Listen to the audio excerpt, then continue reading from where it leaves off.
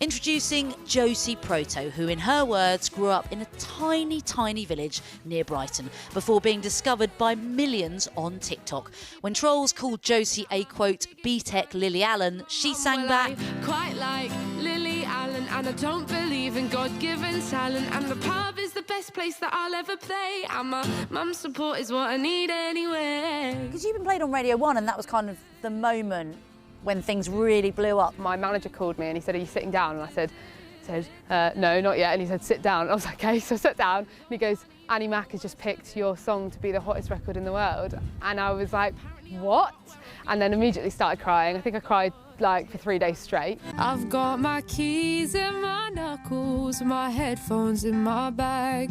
This was the song which spoke to millions. I Just Want to Walk Home was inspired by the vigils in Sarah Everard's memory. The narrative surrounding her death was not really displaying the emotions of women. You know, the point is that every woman feels scared just the same to walk home because of stories like this. It needed to be said in a way that was more emotive, and people were just sort of dismissing the emotions as if it wasn't hard facts, and so therefore it wasn't part of the conversation. I know you didn't really mean it. The singer is one of the rising stars, making what the critics call bedroom pop, writing songs in her room and filming this music video on her phone. It's a lovely video, and it sort of speaks to this idea that in the pandemic there's been a lot of misinformation. Totally. So like when we wrote it, it was at the very, very beginning of the pandemic, and it was like, you know, I remember things being shared around on Facebook that like if you drink hot drinks, it would stop coronavirus. I was so bored of it, so bored of it. So yeah, the song came out and I just was like, I just want to run away, just live in a cave. Sounds very, very appealing, I have to say. It's therapeutic. Yeah. And behind every homegrown pop star, there's a proud granny cheering them on. At the dizzy heights of 10 years old, Yeah. you picked up your granny's guitar. Yeah.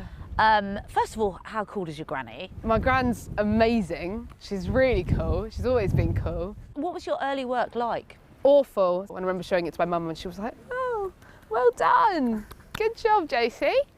Yeah, I'm gonna take that keyboard away from you for a while, I think." So you're not going to release that stuff? Never.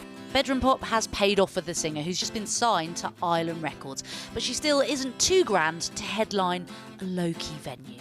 Would you do us the honour of playing us out from the humble park bench? Of course. Take it away. I left my hair in the taxi because the driver was a creep.